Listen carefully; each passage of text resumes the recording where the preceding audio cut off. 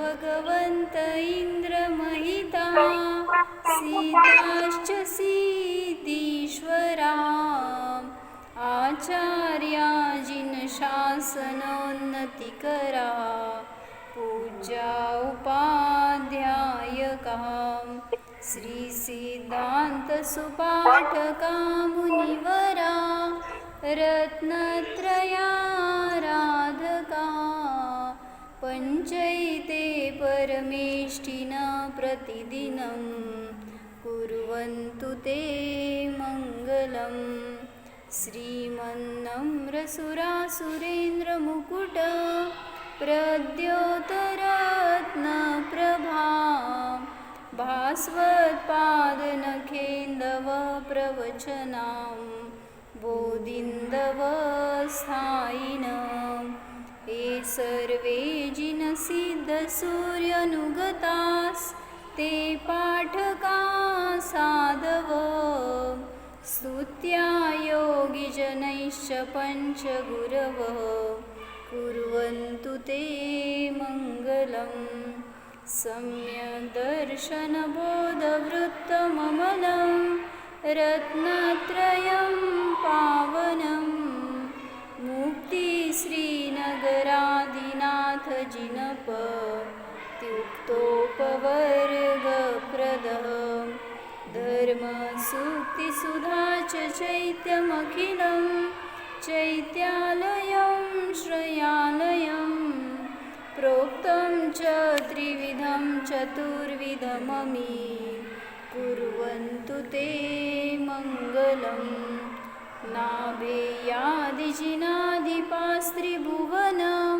ख्याताश्चतुर्विंशति श्रीमन्तो भरतेश्वर प्रभृतयो ये चक्रिणो द्वादश ये विष्णुप्रतिविष्णुलाङ्गलधरा सप्तोत्तरा विंशति त्रैकाल्ये प्रथिता स्त्रिषष्टिपुरुषा कुर्वन्तु ते मङ्गलम् ये सर्वौषधरुद्धय सुतपसो वृद्धिङ्गता पञ्च ये चाष्टाङ्गमहानिमित्तकुशला इष्टाविधाश्चारणां पञ्चज्ञानधरास्त्रयोऽपि बलिनो ये भूतिरुतीश्वरा सप्तैते सकलार्चिता गणभृत कुर्वन्तु ते मङ्गलम् कुर्वन्तु मे मङ्गलं कुर्वन्तु नो मङ्गलम्।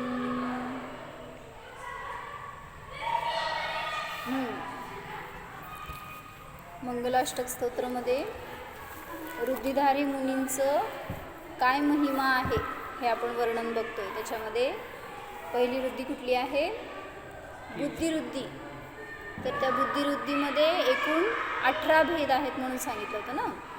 त्यातलं पहिले 4-5 भेद झालेत आपले, 5-6 झाले। किती झाले?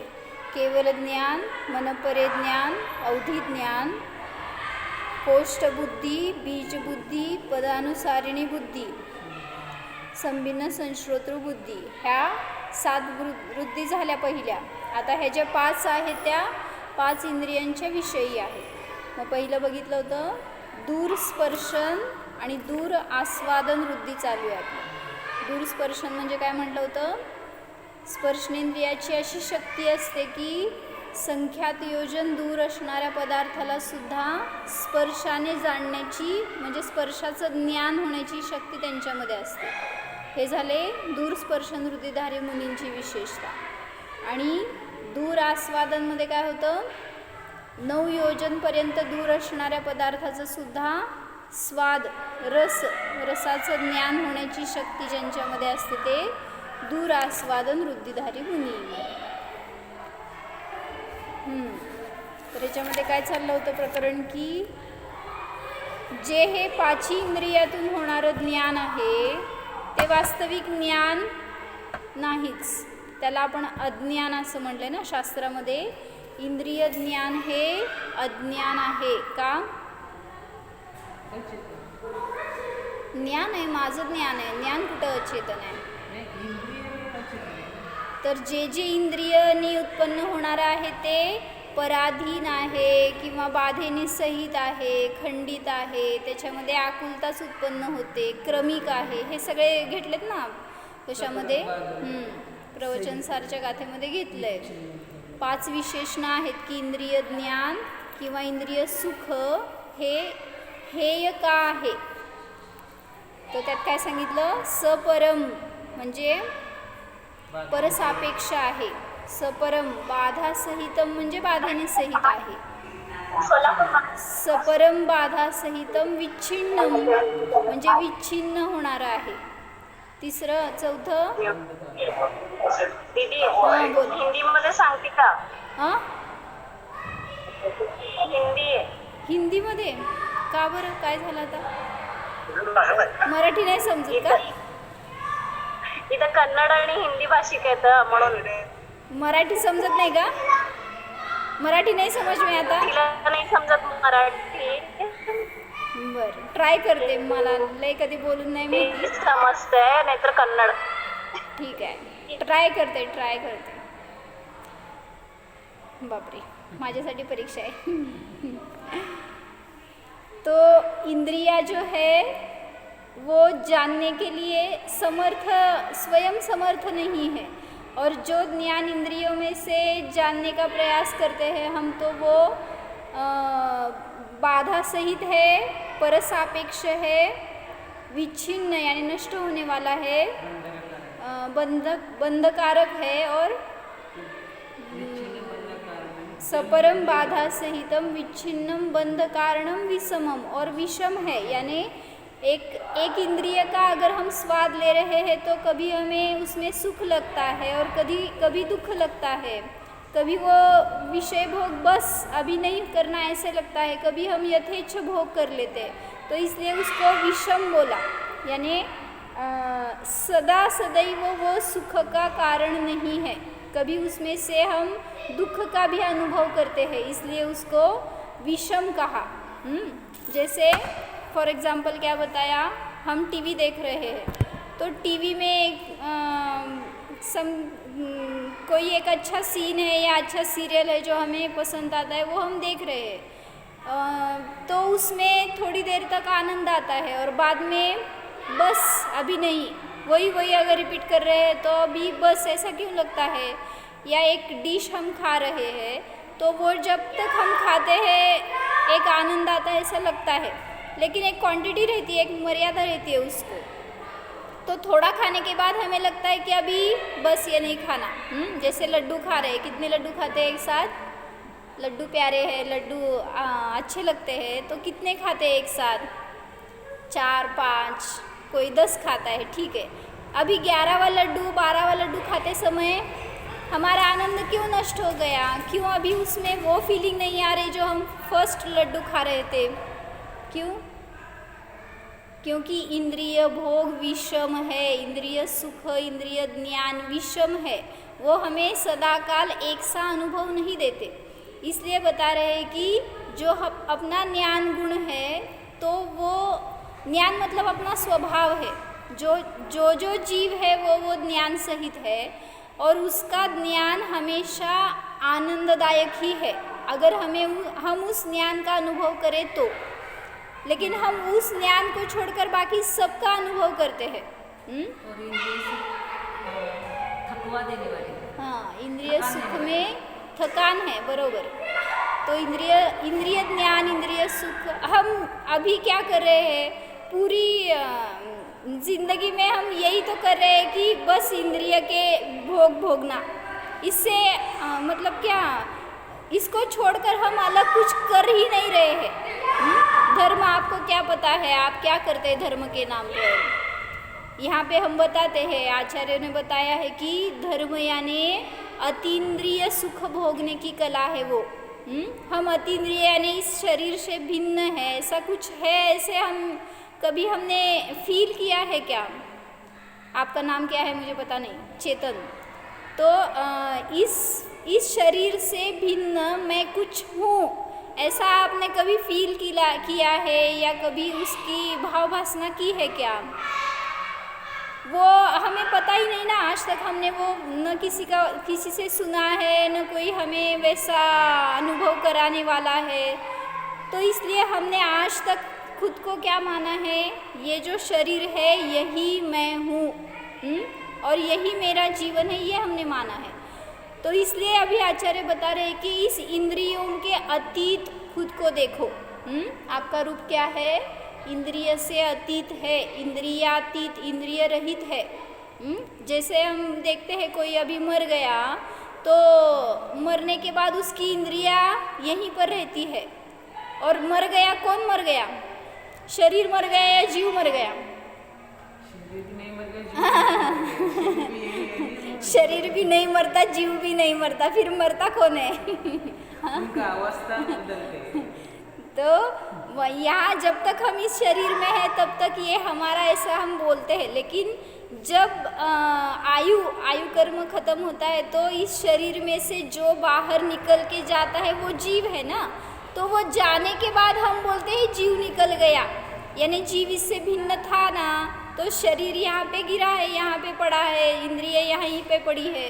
तो इंद्रिया हमारा स्वरूप नहीं है। जब मर जाते हैं तब नहीं, अभी भावभासना करो। क्या अभी भी अगर हम इसमें है, फंस गए हैं ना इसमें, अभी जब तक हमारे कर्म उदय चालू है तब तक इसी शरीर में हम हमारा आयु कर्म जब तक खत्म नहीं होता तब तक इसी में रहने वाले हैं। तो अभी जिंदा है तो भी हमारी इंद्रियां हम नहीं है, ये इंद्रियां यानी हम नहीं है, ये शरीर यानी हम नहीं है। इसकी भावभासना करना, इसी को सम्यक दर्शन बोलते हैं, इसी को धर्म बोलते हैं। अगर ये भावभासना, ये फीलिंग हो आपके अंदर तो उसके बाद आप जो भी कार्य करेंगे उसमें समीचीनता आएगी, आनंद आएगा।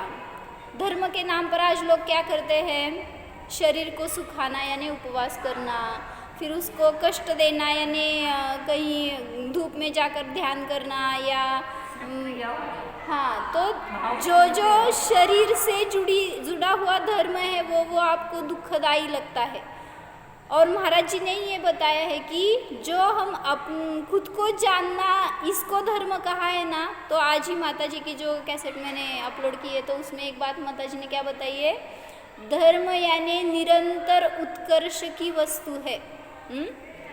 म्हणजे काय की धर्माचा भोग हा निरंतर तुम्हाला वृद्धिंगत सुख देणारा असतो। म्हणजे काय, मग तो उदाहरण दिलं आम्हांनी की 10 लक्षण धर्म रहते हैं तो पहले दिन हमारा उत्साह कैसे रहता है, कितना अच्छा रहता है। हाँ, बाद में दूसरा तीसरा, अभी हम उपवास कर रहे हैं, शायद समझो 10 दिन के उपवास रखे हैं हमने। पहले दिन में इतना उत्साह, इतना आनंद, 10 पूजा करने के लिए ऐसे मस्त क्या जोश होश से बैठे।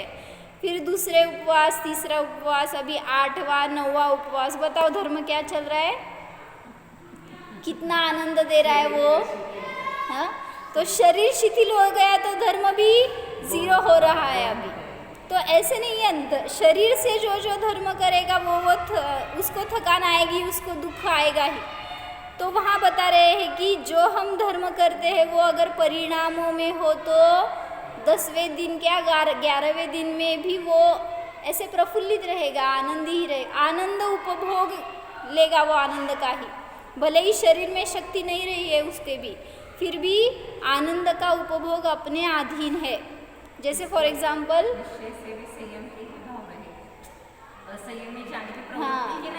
हाँ, जिसको धर्म परिणामों में आया उतरा है ना, जिसको वो रुचा है या क्या बोलते हैं जिसको वो उसका स्वाद आया है वो धर्म क्या है, तो उसको किसी भी कंडीशन में दुख नहीं होगा, उससे दूर जाने के भाव नहीं होंगे। अभी बस कब खत्म होते हैं 10 दिन, ऐसे भाव जिसके आए ना उसका धर्म 0 हो गया।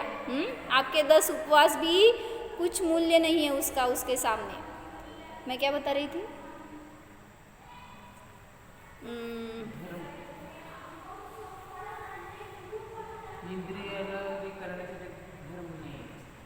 नाही काय तर आता सांगत होते तुम्ही, काय बोलला त्याच्या आधी मी काय सांगत होते. बरं जाऊ दे. तर मला काय म्हणायचं होतं की धर्माला हां ते सांगत होते. तर आम्हानी सांगितलं की प्रतिसमयाला जो आनंदाकडं नेणारा असतो तो धर्म असतो. आणि त्यामुळं तुम्ही काही पण करा, त्याच्यामध्ये आनंद उपभोगत असाल ना तर धर्मात आहात. म्हणजे इंद्रियजनित आनंद म्हणे ना बरं का मी, तिथं अतिंद्रिय आनंदाचा स्वाद. म्हणूनच या सगळ्या ज्या 5 वृद्धी आहेत, तर त्या 5ही वृद्धींमधून आपल्याला जायचं आहे कुठं, म्हणजे त्यांना ह्या वृद्धी का प्रगट झाल्यात मुनिराजांना, त्या अतिंद्रिय आनंदाच्या बळावर त्यांना हे सगळं मिळालेलं घासफूस आहे.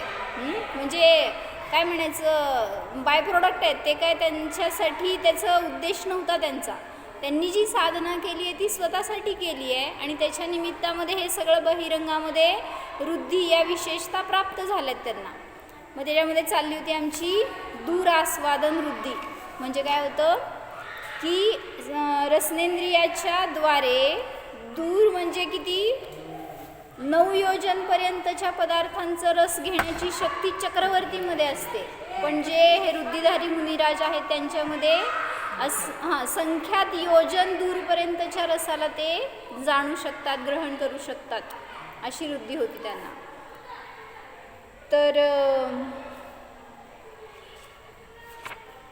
त्याच्यामध्ये काहीतरी एक हे सांगायचं होतं मला, चिंतन केलेलं की इंद्रिय म्हणजे काय हो, पहिल्यांदा सांगा.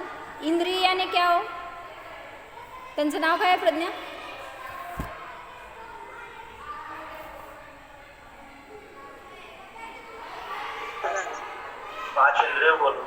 इंद्रिय बोले तो आँख और माउथ और कान और नोज, हो गए 5. ये हमारा 5 इंद्रिय स्पर्श, होता है.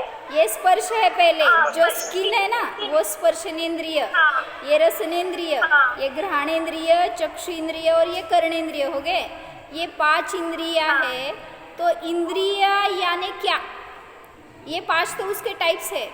इंद्रिय यानी क्या, इंद्रिय बोले तो ये हमारा, हम स्मेल करते हैं, आंखों से आँख देखते हैं और लिमिटेशन कुछ नहीं रहता है.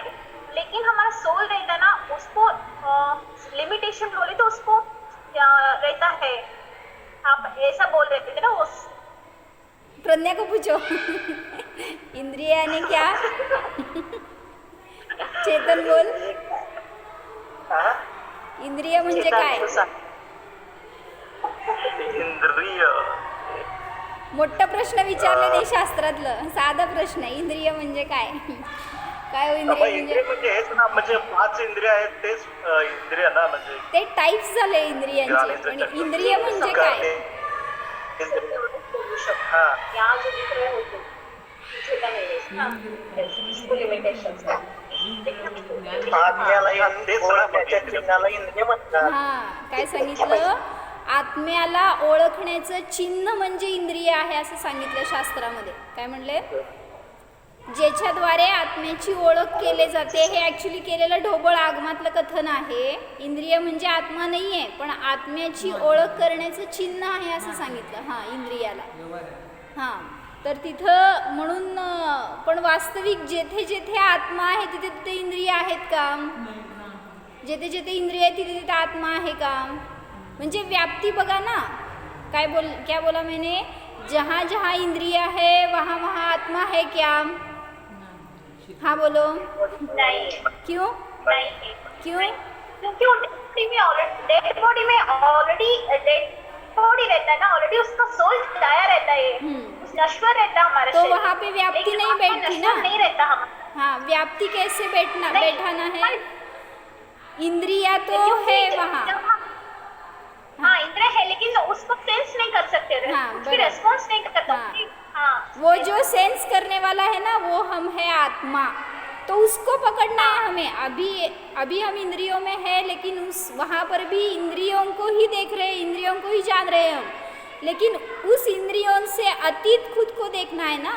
तो अभी इसमें रहते हुए भी हम इससे अस्पर्शी कैसे है, अनटच्ड कैसे है, ये फील करना है. तो जब हम निकल जाते हैं इस देह में से तब अलग होते हैं, ऐसा नहीं है, अभी भी अलग है। इसी को कहते हैं भेद विज्ञान, इसी को सम्यक दर्शन कहते हैं। यही सुख की कला है। यानी हम संसार में बाकी सब करते हैं जिसमें से सुख मिले, लेकिन ये ऐसी कला है ना, तो आप संसार में कहीं पर भी रहो, कोई भी कंडीशन रहे आपकी बाहर, आपका सुख कभी आपसे अलग नहीं होगा। यानी एक समता बोलते हैं ना, परिणामों में ऐसी समता रहती है अगर ये ज्ञान हुआ तो, कि जब भी हम किसी कंडीशन में मतलब संकट में फंसे, या किसी का वियोग हो गया, या कोई आपत्ति आ गई, कोई भी प्रसंग हो, अगर आपको पता है मैं इससे भिन्न हूँ, इससे मेरा कुछ नुकसान नहीं है, तो आप ऑब्वियसली आपका सुख कैसे नष्ट होगा? भले ही आपको रोग हो गया, या किसी का इष्ट वियोग हो गया, या कोई भी प्रसंग हो, आप समझ रहा है ना मैं क्या बोल रही हूँ? मैं फर्स्ट टाइम बोल रही हूँ हिंदी में, मैंने कभी बोला नहीं आज तक। नहीं समझ नहीं आ रहा। मेरी परीक्षा है, आपकी नहीं। समझ नहीं आ रही। हाँ, तो इंद्रिय ज्ञान यानी अज्ञान है, तो वो कितना भी अल्प हो या महान हो, इंद्रिय ज्ञान नहीं, अज्ञान है। इसलिए मुनिराज इन इंद्रियों में अटकते नहीं है। काय चाललंय आमचं प्रकरण माहिती का भैया? 5 इंद्रियांच्या विषयी असणाऱ्या विशेषता कुठल्या असतात, त्या मुनिराजांना त्यांच्या विशेषता प्रगट झालेल्या असतात। मग जसं काय सांगितलं होतं की दूर आस्वादन वृद्धी चालू आहे, मग त्याच्यात म्हणलं मुनिराज बसलेत जंगलामध्ये आणि त्यांची ती वृद्धी जी प्रगट झाली आहे त्याची शक्ती अशी असते की त्या जंगलात बसून त्यांना संख्यात योजन दूर, म्हणजे किती समजा 1 गाव 2 गाव असे किती असतील ना दूर, इतक्या दूरपर्यंत कोणाच्या घरात काय बनवले, त्याची काय टेस्ट आहे हे सुद्धा त्यांना इथं बसून समजतं, अशी त्यांची वृद्धी आहे। मग त्या वृद्धीचा ते वापर करत नाही आहेत। नाहीतर म्हटलं ना, ज्यांना कोणाला रोग झाला होता, जसं समंतभद्र आचार्य किंवा कोण विशापार स्तोत्रवाले वादिराज मुनी, त्यांना शरीरामध्ये कोड होता आणि मग तो कोड दूर करण्यासाठी त्यांना औषधीचं ज्ञान पण असणारच, आणि मग कुठल्या चौक्यात कुठली औषधी आहे आपली, त्याचं टेस्ट काय इथं बसून कळालं असतं, आणि मग ते त्याच चौक्यामध्ये जर आहार घ्यायला गेलेले असते तर हे सगळं उद्दिष्टाचा दोष लागला असता परत। म्हणून सांगितलं की ते त्या वृद्धींचा वगैरे वापर करत नाहीत, म्हणून त्यांची विशुद्धी अजून वाढत जाते। जर त्या वृद्धीत ते अटकतील तर पुन्हा मग तिथं त्यांना त्याची विशेषता नाही राहणार, कारण विशुद्धीच्या निमित्तामध्ये या सगळ्या वृद्धींची प्राप्ती आहे। मग म्हणून म्हटलं ना, जिथं वृद्धी आहे तिथं उपयोग नाही, जिथं उपयोग आहे तिथं वृद्धी नाही, असं। हा, मग ज्याला वृद्धी आहे त्याला त्याचा उपयोग नाही करायचं नाही आहे, आणि ज्याला उपयोग करायचं वाटतंय त्याला वृद्धी नाही आहे। जसं आपल्याला वाटतं की काय डिश केली आहे आज बघावी जाऊन, दुकानात बसलाय तुम्ही खाली, वर काय केलं आहे तुम्हाला लई इच्छा जाणण्याची। किती वाजता जेवता? सकाळी 11 वाजता जेवता, 10 वाजता भूक लागली आणि समजा वाटलं काय केलं जरा असं बघावं, खाली बसून वरचं ज्ञान नाही, एवढी वृद्धी नाही आहे। साधा आपल्याला एका भिंतीच्या पुढचं बघण्याची वृद्धी नाही आहे, ते तर सांगितलं असे अनेक योजनपर्यंत दूरचं सगळं जाणण्याची शक्ती असते। थोडीशी शक्ती असते आपल्यात, पण वास बीस आल्यावर कळते की आपल्याला काय डिश केली आहे। हां, असते ना, ऐकता का नाही? प्रवचन सोडून दिले, कुठं येत पण नाही, ऐकत पण नाही। भैया इथं या रोज माझ्यासमोर, सगळ्यांना माहिती असते फक्त 4 गोष्टीत ऐकायला तेवढीच वृद्धी माहिती असते सगळ्यांना। तर म्हणून व्याप्ती काय सांगितली? जहाँ जहाँ आत्मा है वहाँ वहाँ इंद्रिया नहीं है, और जहाँ जहाँ इंद्रिया है वहाँ वहाँ आत्मा नहीं है। सांगा एग्जाम्पल काय भैया? जहाँ जहाँ आत्मा है वहाँ वहाँ इंद्रिया नहीं है। कौन? सिद्ध भगवान, वो अभी अतीन्द्रिय है और शरीरी है, तो आत्मा तो है लेकिन इंद्रिया नहीं है। इसलिए सिद्ध भगवान में आत्मा है, इंद्रिया नहीं है, और जहाँ अभी डेड बॉडी है तो वहाँ इंद्रिया है लेकिन आत्मा नहीं है। इसलिए आत्मा यानी इंद्रिया नहीं है, इंद्रिय यानी मैं नहीं हूँ, ये भाववासना करना है हमें। तो इंद्रिय ज्ञान, इंद्रियों की शक्ति, उनकी कार्य क्षमता, इसको बढ़ाने का हम पुरुषार्थ करते हैं। जैसे आँख से कम दिखने लगा समझो, या क्या बोलते हैं मोतीबिंदु हो गया या कुछ हो गया, तो आपका ज्ञान कैसे चल रहा है? अभी मुझे कम दिख रहा है, अभी कुछ होगा तो, यानी काय म्हणायचं, अस्वस्थ फील करते हैं हम। अगर हमारी कोई इंद्रिया निकामी हो गई, कम काम करने लगी, तो वहाँ पे हम अधूरा महसूस करते हैं, या उसको काय म्हणायचं, हिंदी जरा मदत करा की मला काय तर, त्याचं शक्ती वाढवायचा प्रयत्न करतो आपण, त्याच्याद्वारे जास्त जाणण्याचा पुरुषार्थ करतो। हाँ, नहीं, आँख देखने की थोड़ी क्षमता कम हुई है, दूर का नजदीक का, तो एज बढ़ने के बाद होता है ना, वो हिंदी में ऐसे बोलते, क्षमता कम हुई देखने का। हाँ, तो हम क्या करते हैं, ये मैं पूछ रही हूँ। अगर कोई इंद्रिया कम काम करने लगी तो आपकी फीलिंग क्या रहती है? दुःखी होता है, कुछ हुआ है, हमारे बॉडी में कुछ गड़बड़ हुआ, प्रॉब्लम हुआ है, हम डॉक्टर के पास जाते हैं और उसका सोल्यूशन ढूंढते हैं हम लोग। हाँ, यानी हम इंद्रियों की शक्ति बढ़ाने का उपाय करते हैं, उसके पूरे सोल्यूशन, उसके लिए अपनी सब शक्ति डालते हैं, अपना ज्ञान डालते हैं। क्यों? क्योंकि इंद्रिया नहीं तो मैं नहीं। ये बंद पड़ गया तो जीवन अधूरा हो गया।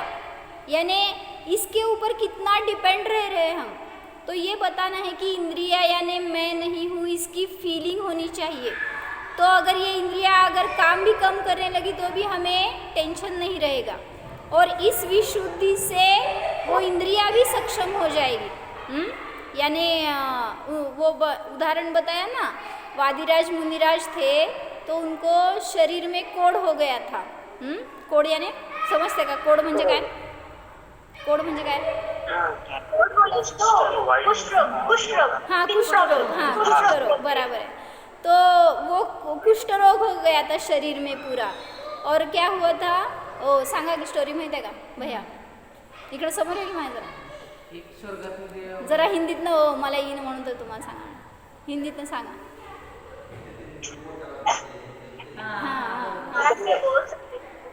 तो कुष्ठ रोग हो गया था उनको शरीर में, और वो विहार करते हुए एक नगर के पास जंगल में ठहरे हुए थे।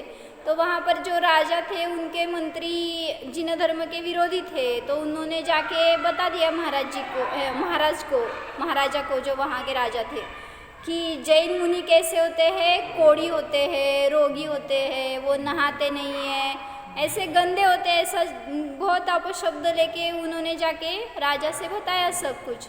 फिर राजा तो जिनधर्मी था, आस्था थी उसे धर्म पर, तो ये उनको अच्छा नहीं लगा। तो राजा ने बोला कि ऐसे नहीं रहता, वो तो बहुत पवित्र रहते हैं, वो उनकी विशुद्धि बहुत अधिक रहती है। ऐसे राजा ने उनकी साइड से बोल दिया सब कुछ।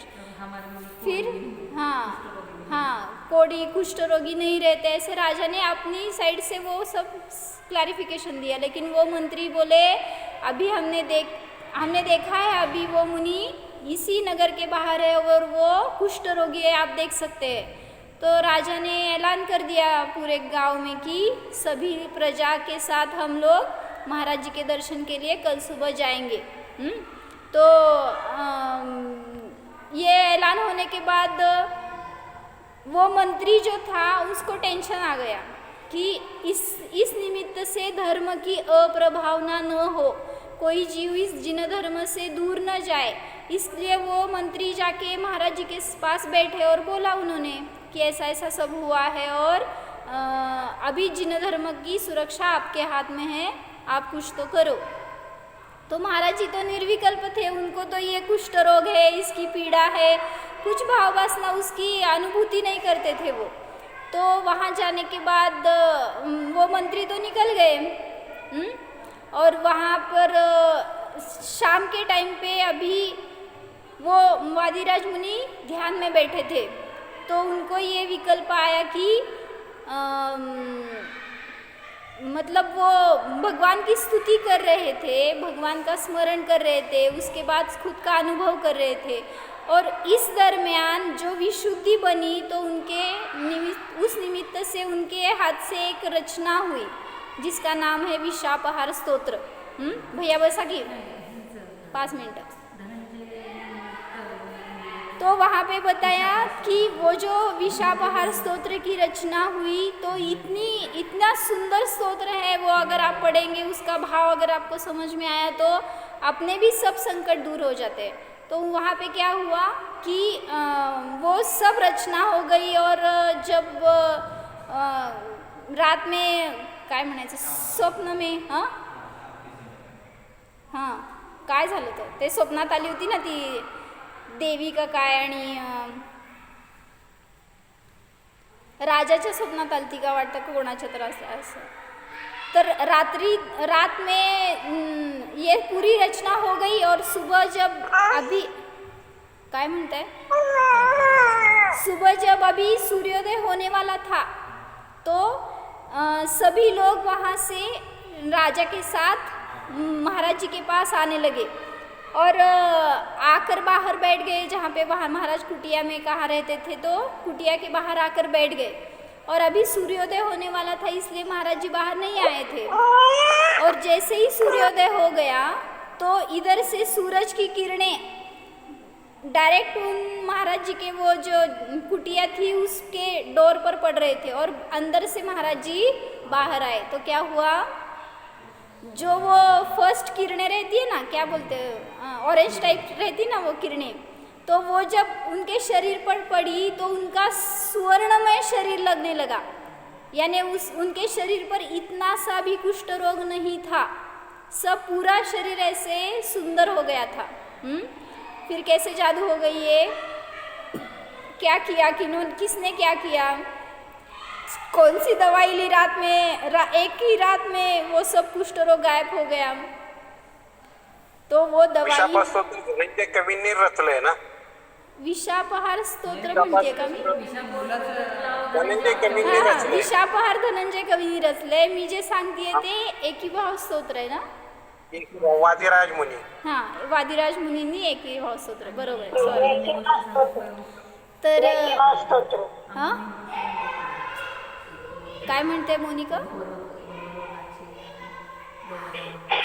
बरं माझी गोष्ट पूर्ण करते, 1 मिनट मी, कि तो वहाँ पे क्या हुआ कि वो जो मुनिराज का शरीर था वो चमकने लगा ऐसे सोने जैसा। एक मिनट मला हे पण बोलणं जमेना आधीच म्हणजे हिंदी असल्यामुळं।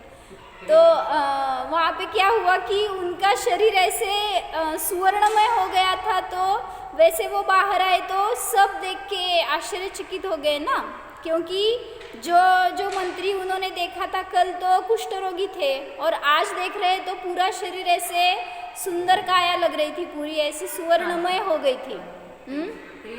हाँ, तेज बढ़ गया था उसकी आभा लग रही थी ऐसे पूरे शरीर से। तो वहाँ पे जो मंत्री था वो क्या बोलते उसको गिल्टी फील होने लगा ना, तो राजा ने ऐलान कर दिया कि इसने गलत आरोप लगाया है मुनि पर, तो इसका सर धड़ से अलग कर दो। ऐसे जस्ट हुकुमी काय म्हणायचं ऑर्डर जस्ट प्लेस की थी राजा ने। तो तभी मुनिराज आए सामने, और मुनिराज ने कहा, मुनिराज ज्ञानी थे तो राजा का ये विचार मुनि को ज्ञात हो गया। तो मुनिराज ने बताया कि ये मंत्री जो बोल रहे थे वो सत्य है, कल तक मेरे इस शरीर में रोग था, इसका सबूत है उनकी जो लास्ट फिंगर थी तो उसमें थोड़ा सा कुष्ठ रोग बच गया था। तो मुनिराज ने वो दिखा के बताया सबको कि देखो यहाँ पे थोड़ा अभी कोढ़ बचा है, लेकिन वो भी उनकी उस विशुद्धि के निमित्त से वहीं पे गायब हो गया, यानी पूरा कवर हो गया। तो वहाँ उधर किस प्रभाव से ये हुआ, तो उनके ज्ञान की विशुद्धि के निमित्त से उन्होंने एक ही भाव स्तोत्र यानी भगवान का स्तवन ऐसे किया था, भक्ति ऐसे की थी कि उस विशुद्धि से परिणाम ऐसे निर्मल हो गए तो बहिरंग में इस शरीर की भी निर्मलता सहज हो गई। तो ये उपाय है, ये मुझे बताना था। किसी भी रोग से अगर आपको क्या बोलते हैं रिकवर होना है तो परिणाम निर्मल करो। तो माताजी सबको यही बताते हैं जो अभी यहाँ पे रोग का प्रतिक्रमण करने आते हैं। तो कैसे रोग दूर करना भैया, रोग से कैसे दूर हो? परिणामों की निर्मलता, परिणामों की विशुद्धि, यही उसका इलाज है। आपको भी अगर कभी कोई रोग हो जाए तो आप पहले यही करो कि प्रतिक्रमण भावपूर्वक करना चाहिए। जो हमारे शरीर में आए हुए बाहर के बैक्टीरियाज है, वायरस है, तो वह अपने कभी किसी भाव के शत्रु रहे होंगे, तो इस वजह से वो आज हमारे साथ शत्रुता निभाने के लिए यहीं आते हैं, वो फेंकने के लिए। तो उसका बदला वो हमसे ऐसे लेते हैं, जैसे बताया ना कैंसर हो गया एक व्यक्ति को, एक लेडी थी, पहले बताया था मैंने कि वो लेडी पूरे शरीर से आधू थी, क्या बोलते हैं अपंग असते, काय म्हणते हँडिकॅप नव्हे, रोगाने अशी ती ग्रस्त होती की वो रोगी थी तो डिसेबल हाँ डिसेबल थी। तो वो पूरा उसका एक बेड पर ही था, दिन रात वो ऐसे बेड पर रहती थी। उसका पति उसकी सब सेवा करता था सुबह से शाम तक। ऐसे 1-2 दिन नहीं 15 साल हो गए थे। उन्होंने सब टाइप्स के ट्रीटमेंट्स किए, बड़े बड़े ऐसे स्पेशलिस्ट को दिखाया, सभी नगर में, गांव में, शहर में सब जगह जाके उसकी ट्रीटमेंट की थी, लेकिन वो क्योर नहीं हुई थी। तो अभी पति हेल्पलेस हो गए थे, जैसा होगा वैसा होगा। तो उनको एक कोई ऐसे साधु मिले थे, तो उन्होंने बताया मेरी ऐसी ऐसी प्रॉब्लम है। तो उन साधु ने बताया उनको कि आप, मैं जो बोलता हूँ वो एक ही प्रयोग आज आप एक दिन करके देखो। तो अभी क्या बोलते, जो कुछ भी बताएगा वो उनके लिए अच्छा ही था ना, क्योंकि उनको उसमें से बाहर निकलना था, थक गए थे, वो पूरा यही रूटीन था इसलिए। तो उस साधु ने बताया कि आप उस पत्नी के सामने जाओ, और वो साधु भी आए थे उनके साथ में, और उन दोनों से प्रतिक्रमण करवाया साधु ने। कैसे? उस स्त्री से भी कहा कि तुमने कभी ऐसे भाव किए होंगे तो वो शत्रु होके वो जीव तुम्हारे शरीर में आए हैं, और तुम इसके संयोग में क्यों आई हो, यही तुम्हें पति क्यों मिला, तुम इसकी ही पत्नी क्यों बनी, ये भी सब हमारे पूर्व के परिणाम रहते हैं। तो उन पति को भी प्रतिक्रमण दिलाया कि तुमने ऐसे कभी भाव किए होंगे कि ऐसा संयोग मिले, और इसका फल आप दोनों को मिल रहा है। वो भी हैरान थी ना, पड़े पड़े न आयु खत्म हो रही थी, न ये रोग खत्म हो रहा था, तो कुछ तो हल निकले, इसलिए वो भी परेशान थी और ये भी। तो महाराज जी ने उन दोनों का प्रतिक्रमण करवाया और दोनों को एक दूसरे से माफ़ी मांगने को बोला, फॉरगिव यू, ऐसे दोनों को बताया महाराज जी ने, वो साधु जो थे। और दोनों ने जो प्रतिक्रमण किया, दोनों ने एक दूसरे की माफ़ी जो मांगी, तो बताया 15 दिन में वो रोग से मुक्त हो गई। कैसे?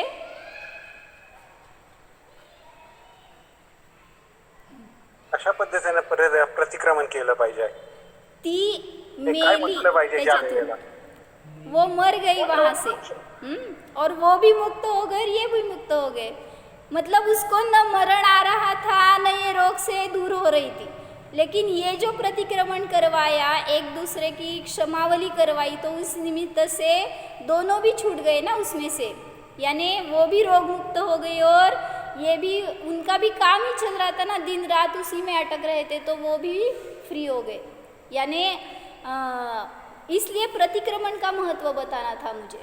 जे काय आपल्याला ज्या पण संकटातून बाहेर पडायचं आहे ना, त्याचं सोल्युशन हेच आहे। काय भैया संकट नाही का आपल्यामध्ये? आपल्या आयुष्यात काय संकट भैया आहे का नाही? संकट काय संकट आहे?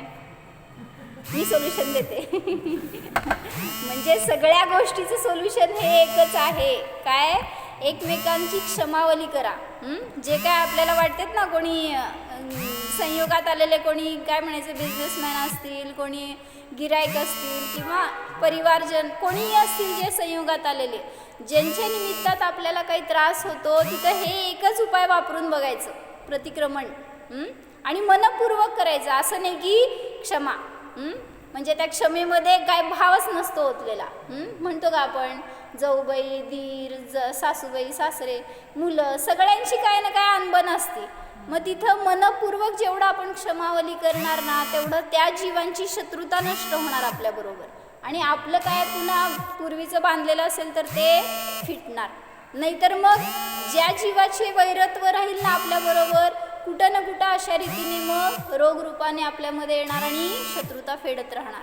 म्हणून असली शत्रुता नको असेल तर भावपूर्ण प्रतिक्रमण करा. या भावाचे या भावात संबंध संपून जायला पाहिजे. पुन्हा भवाभवात कोणी आपल्याला भेटायला येऊ नये, असा पुरुषार्थ करा, तर आपण पण आनंदी जगू शकतो.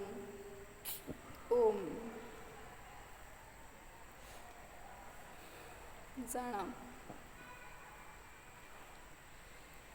अशरीरी अतींद्रिय स्वभाव जाणा. हा मी आत्मा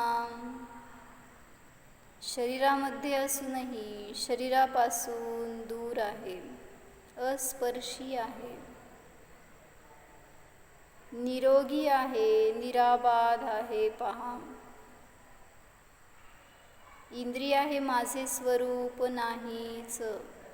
स्वतःला इंद्रियरहित पहा. अतींद्रिय शुद्ध स्वरूपोऽहम्, स्वस्थ स्वरूपोऽहम्.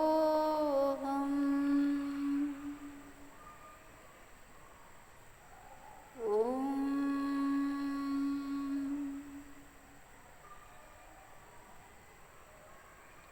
विसर्जन. नमो हरिहं.